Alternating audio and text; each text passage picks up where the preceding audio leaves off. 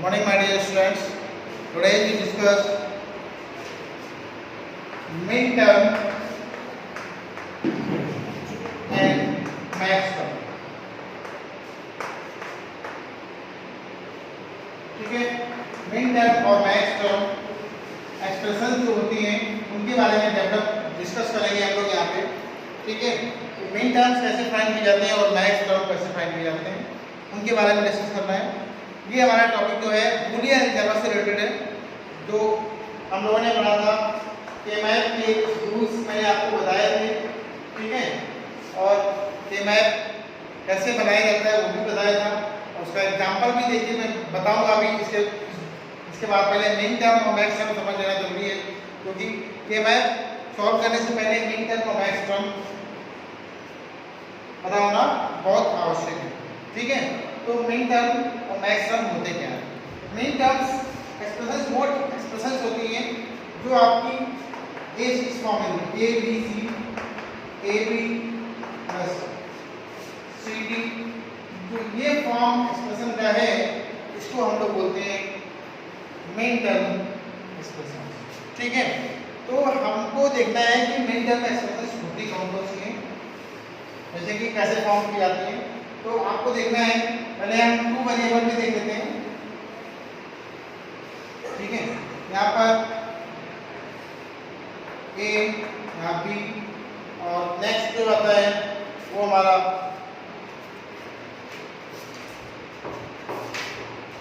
है max min term definition. इसकी definition क्या है? ठीक है, यहाँ पर 0 0 1 1 0 1 0 1. ठीक है, तो मिन टर्म डेफिनेशन इसकी यहाँ पे इसका एक्सप्रेशन क्या बनेगा वो देख लेना है आपको. और इसकी मिन टर्म डेफिनेशन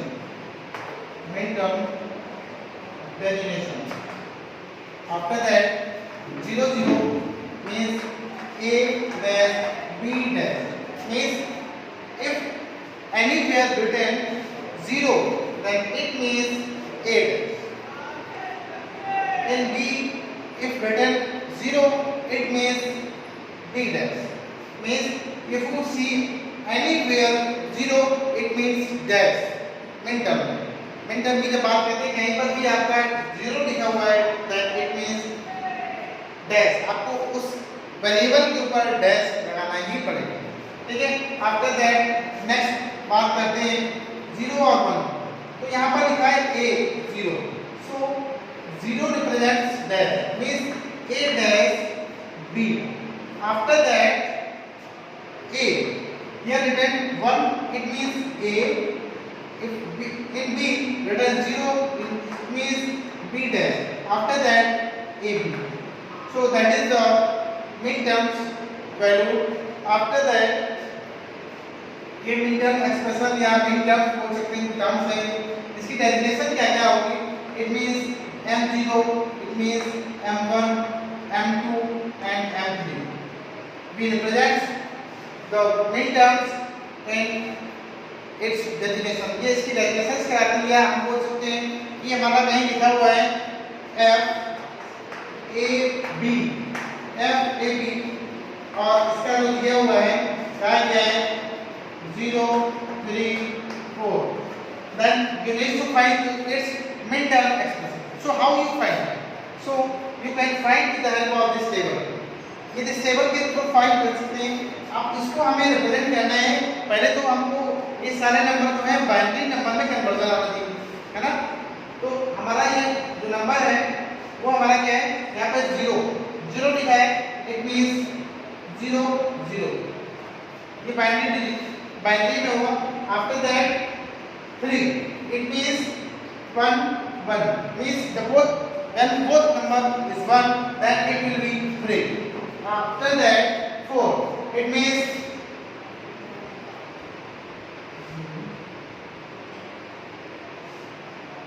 C आएगा.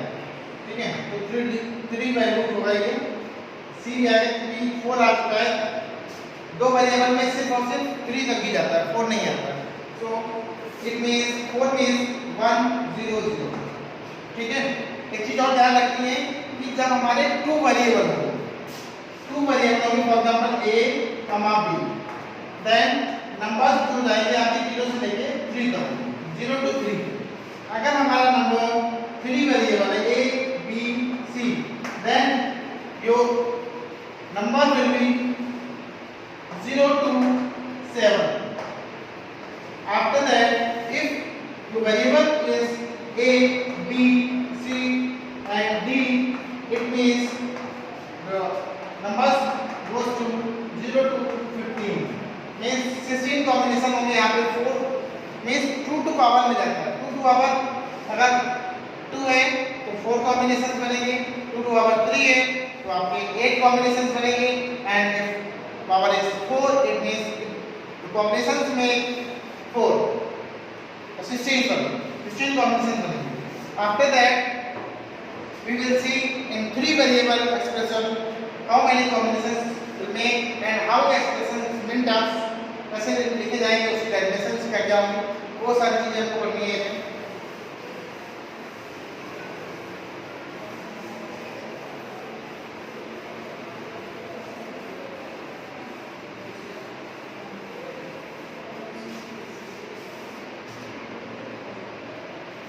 मिन टर्म्स की बात करते हैं हम 3 वेरिएबल एक्सप्रेशन में a, b, c। So here how many combination possible? 3, 2 to power 3 means 8 combinations possible है।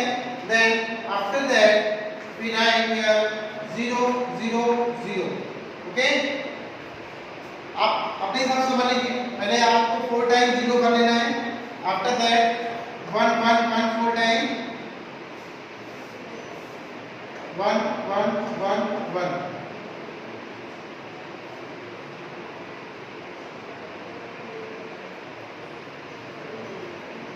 After that 0 1 1 0 1 0 1 1 0 1 0 1 0। ये बिल्कुल ध्यान रखेंगे, अलाइनमेंट एकदम सही होना चाहिए, जो कोई भी 0 हवा 1 कम नहीं होना चाहिए। 1 0 and 1।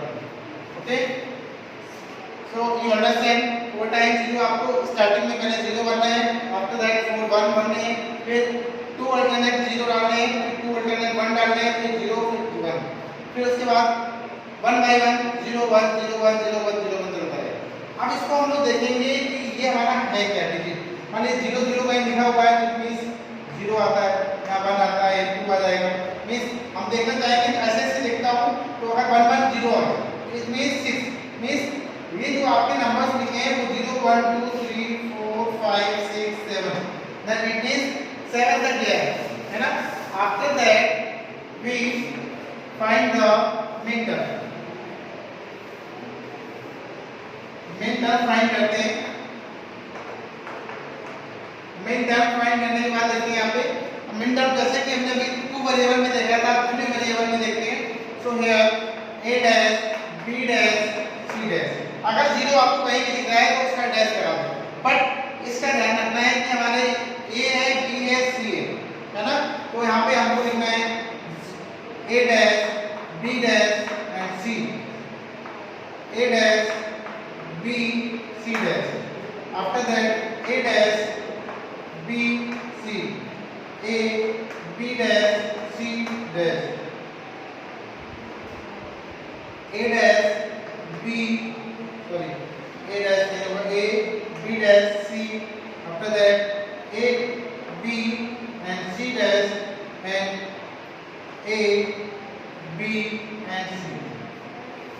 हमको देखना है कि सामने जो बिल्कुल सही बना है कि एक बार चेक करना जरूरी है, क्योंकि गलत नहीं होना चाहिए। अब देखते हैं यहाँ पर क्या है कि हमारा जो है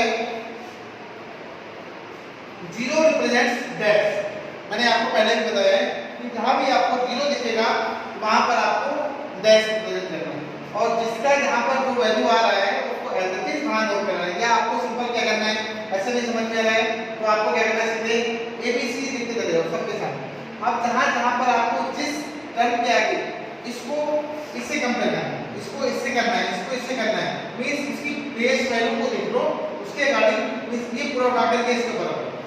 ठीक, मान लेते हैं जो वैल्यू जिसके ऊपर आएगी और जहां पर अगर 0 लिखा जाता है तो उसकी जगह पे आपको डैश फिल कर देना है।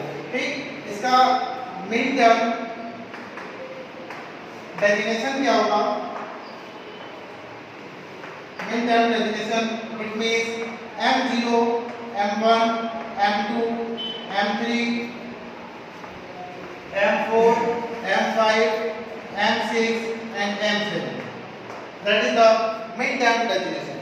Okay, so this is the min term definition. After that, fourth variable you can make same as this. उसमें भी क्या होगा, आपकी 16 कॉम्बिनेशन बनेगी, टेबल आपकी थोड़ी लार्ज हो जाएगी, बट बहुत इजी है। आपको 2 वेरिएबल समझ में आएंगे तो 3 वेरिएबल 4 वेरिएबल ऑटोमेटिक बन जाएगा, 5 वेरिएबल भी बना सकते हैं, वो आपके पर डिपेंड करता है। So we will make the 4 variable min term truth table। हमको यहाँ पर देखना है कि 4 वेरिएबल है, ठीक है। कॉम्बिनेशंस बता देते हैं कितने बनेंगे, कैसे बनेंगे, वो आप देख लीजिए।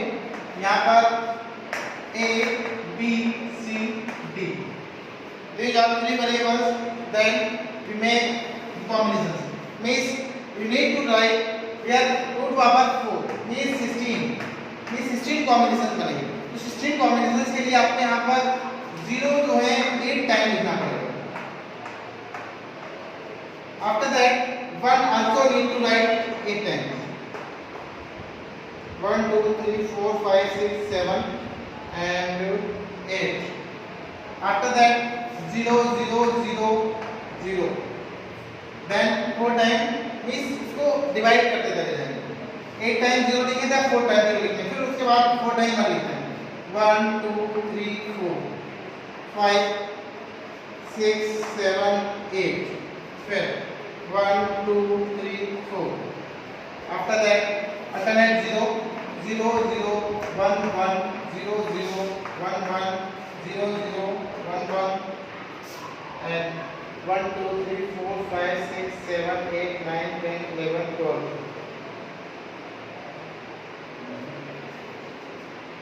After that 0 0 0 1 1 0। After that alternate 0 1 0 1 0 1 0 1 0 1 0 1 1 2 3 4 5 6 7 8 9 10 11 12 13 14 15 and 16। So these are the values। After that we need to write the min term। Terms कौन से होंगे?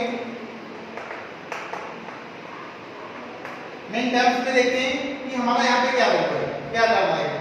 यहाँ पे देख रहे हैं कि पहले में 0 दिखा, सब में 0 means a dash b dash c dash and d dash. ठीक, इसके बाद नेक्स्ट देखते हैं इसी तरह a dash b dash c dash and d। इस तरह से आपको सारे क्या अलग अलग कॉम्बिनेशंस बन जाएंगे। ठीक है, तो हमको अब देखना है कि इसमें ये तो आपको कोई मिल कर आगे आप बना लेंगे। If you have any problem then you can ask any time. Okay, we will not wasting too much time.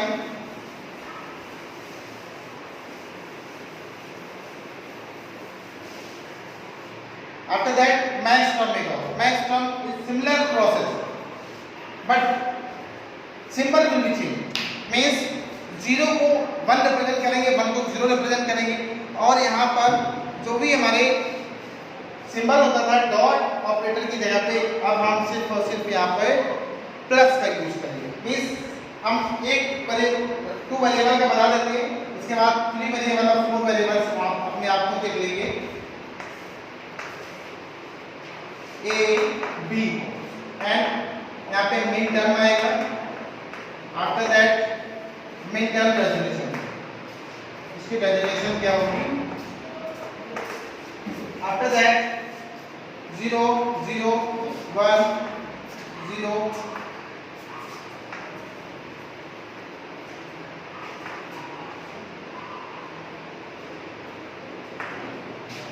0 0 here it means 0 represents not dash, 1 represents dash. That is the process. Means आपको यहाँ पर 0 को dash represent नहीं करना है. In this you need to represent the 0 as a not dash. Means like this. A B dash A dash B. But यहाँ पर हमने डॉट नहीं लगाया, मीन्स प्लस नहीं लगाया, यहाँ प्लस भी लगाया. ठीक है. After that A dash plus B dash. Similar process, but something different. जहाँ पर 0 को हम डैश लगा देते हैं, यहाँ पे 1 को डैश करना है. आफ्टर दैट जहाँ पर डॉट लगा देते हैं वहाँ पर आपको प्लस लगाना है. इसके बाद आपसे कहा जाए कि किसी भी फंक्शन का आपको मिड टर्म फाइंड करना है, तो आप इजीली फाइंड कर सकते हैं. उस एक्सप्रेशन को मिनिमाइज करने के लिए we use the KMap. We will discuss tomorrow. Okay. So if our expression given f a b c, this 3 variable expression है.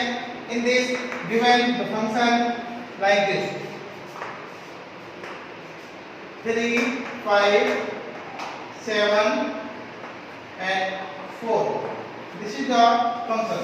You need to find the mid-term expression. Mid-term expression आपको find करनी है. So how you can find mid 3? How you represent?